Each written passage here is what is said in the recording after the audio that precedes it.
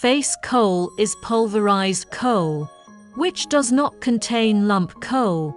Face coal ball pressing machine is a very common ball pressing machine, is a kind of powder material pressed into balls of equipment, mainly used for face coal briquettes, face coal pellets, face coal particles, and metallurgical powder cold pressed pellets, refractory materials, and so on.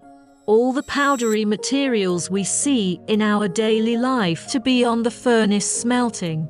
We can use face coal ball press to complete. The main purpose of face coal ball pressing machine is to press coal into balls after crushing.